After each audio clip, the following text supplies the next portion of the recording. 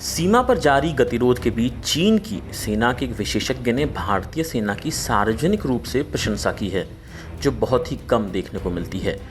विशेषज्ञ ने कहा है कि भारत के पास पठार और पर्वतीय इलाकों के मामले में विश्व में सबसे बड़ी और सर्वाधिक अनुभवी सैन्य टुकड़ी है, जो तिब्बत सीमा पर इस तरह के क्षेत्र में उपयुक्त कुछ सर्वश्रेष्ठ हथियारों से लैस है।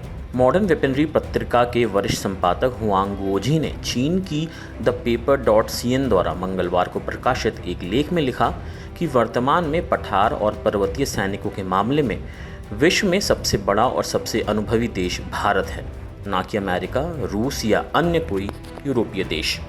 उनकी टिप्पणी ऐसे समय में आई है जब भारत और चीन के सैनिकों के बीच वास्तविक नियंत्रण रेखा यानी कि LAC पर 1 महीने से अधिक समय से लगातार गतिरोध बना हुआ है। हुआंग ने लिखा कि 12 डिवीजनों में 2 लाख से अधिक सैनिकों के साथ भारतीय पर्वतीय बल दुनिया में सबसे बड़ा पर्वतीय लड़ाकू बल है। उन्होंने कहा कि 1970 के दशक में भारतीय सेना ने पर्वतीय सैनिकों की संख्या में काफ़ी वृद्धि की है और उसकी योजना 50,000 से अधिक सैनिकों वाली एक पर्वतीय लड़ाकू कोर बनाने की भी है। चीनी विशेषज्ञ ने कहा कि भारत की पर्वतीय सेना के लगभग हर सदस्य के लिए पर्वतारोहण एक आवश्यक कौशल है। इस काम के लिए भारत ने बड़ी संख्या में निजी क्षेत्र से पेशेवर पर्वतारोहियों और शौकिया पर्वतारोहियों को भी भर्ती किया है। सियाचिन में भारतीय सेना की मौजूदगी का संदर्भ देते हुए उन्होंने कहा कि भारतीय सेना ने सियाचिन ग्लेशियर क्षेत्र में 5,000 मीटर से अधिक की ऊंचाई पर सैकड़ों चौकियां स्थापित की हैं और वहां 6 से 7,000 सैनिक तैनात हैं। सबसे ऊंची चौकी 6,749 मीटर की ऊंचाई पर है। उन्होंने कहा कि भारतीय सेना खरीद और घरेलू अनुसंधान एवं विकास से तैयार बड़ी संख्या में ऐसे हथियारों से लैस है जो पर्वतीय और ऊंचाई वाले इलाकों में परिचालन के लिए उपयुक्त है।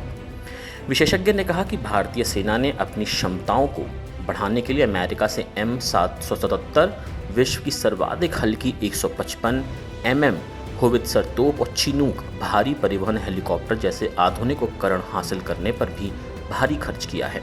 चिनूक हेलीकॉप्टर तोप सहित भारतीय हथियारों को उठाकर ले जाने में सक्षम है। हुआंग ने लिखा कि भारतीय सेना और भारतीय वायुसेना के बीच कई मतभेद हैं, जिसके चलते भारतीय थल सेना ने खुद को अमेरिका से निर्मित AH-64E लॉन्गबो अपाचे लड़ाकू हेलीकॉप्टर से लैस करने का फैसला किया है, जिससे कि उसे पूरी तरह वायुसेना की हवाई पट्टी पर निर्भर न रहना पड़े। भारतीय सशस्त्र बलों में खामियों के बारे में उन्होंने लिखा कि उदाहरण के लिए भारतीय सेना हथियार प्रणाली में पूरी तरह स्वसक्षम नहीं है, खासकर तब जब भारत पश्चिमी क्षमता का इस्तेमाल कर बड़ी संख्या में अत्याधुनिक हल्के हथियार खरीदता है तो गोला बारूद की आपूर्ति एक बड़ी समस्या बन जाती है। हालांकि उन्होंने कहा कि भारतीय सेना का पर्वतीय क्षेत्र में कोई भी तोड़ नहीं है।